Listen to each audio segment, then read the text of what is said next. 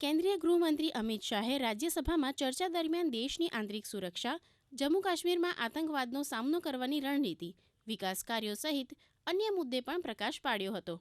તેમણે કહ્યું હતું કે દેશની સુરક્ષા પહેલા કરતાં વધુ મજબૂત બની છે.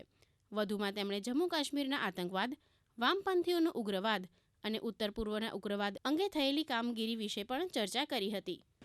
मान्यवर 3 नासूर थे.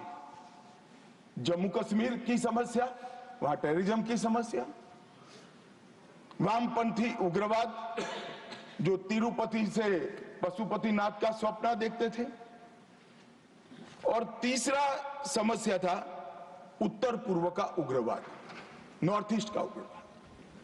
इन 3 समस्याओं का टोटल लगाएं तो लगभग 92,000 इस देश के नागरिक 4 दशक में मारे गए. माने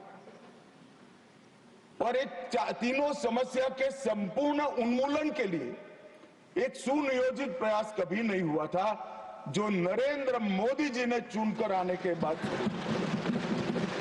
વધુમાં કેન્દ્રીય ગૃહમંત્રી અમિત શાહે જણાવ્યું કે પ્રધાનમંત્રી નરેન્દ્ર મોદીના શાસનમાં આતંકવાદ સામે ઝીરો ટોલરન્સની નીતિ અપનાવવામાં આવી છે.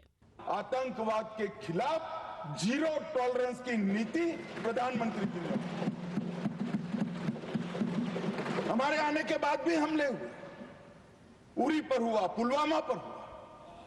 पहले हमले होते थे, कुछ नहीं होता था, कोई कुछ नहीं बोलता था, जवाब नहीं दिए जाते थे और लोग भूल जाते थे. दिल्ली के अखबारों में कोने में कहीं छपता था, आज 7 लोग शहीद हो गए, मारे गए, बम धमाका हुआ.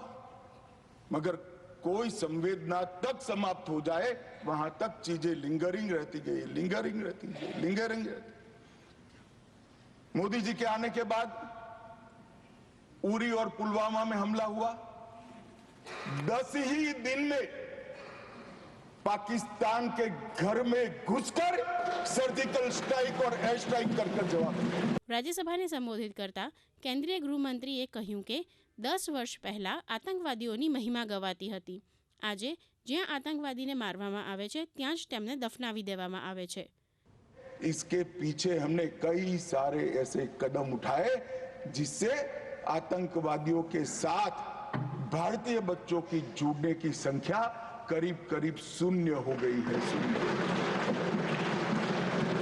पूरे देश ने देखा होगा, 10 साल पहले आतंकवादियों का महिमा मंडन होता था, बड़े बड़े जनाजे के जुलूस निकलते थे. आतंकवादी तो आज भी मारे जाते हैं, हमारे समय में ज्यादा मारे गए. एक का भी जुलूस नहीं निकला जहां मर्द. વધુમાં કેન્દ્રીય ગૃહમંત્રીએ પૂર્વોત્તરની સમસ્યાઓના નિરાકરણ માટે સતત કામ કરવામાં આવી રહ્યું છે તેમ પણ જણાવ્યું હતું. તેમણે કહ્યું, અત્યાર સુધીમાં પૂર્વોત્તરમાં 10,900 યુવાઓ મુખ્યધારામાં પરત ફર્યા છે. नॉर्थ ईस्ट की समस्या को भी कमोबेश हम समाप्त करने के कगार पर है. मान्यवर, वहां पर भी हिंसक घटनाओं में 70% की कमी, हताहत सुरक्षा बलों में 72% की कमी और हताहत नागरिकों की संख्या में 85% की कमी है.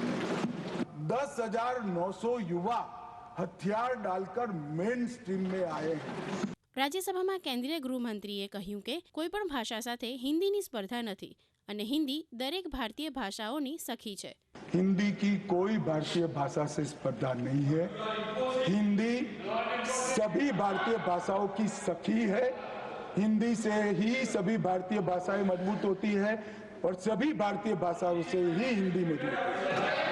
राजभाषा के लिए हमने 3 खंड राष्ट्रपति महोदय को सबमिट किए हैं और राजभाषा के साथ साथ सारी भारत की भाषाओं के विकास के लिए नरेंद्र मोदी सरकार, भारतीय जनता पार्टी और पूरा एनडीए प्रतिबद्ध है. इसमें किसी को शंका नहीं.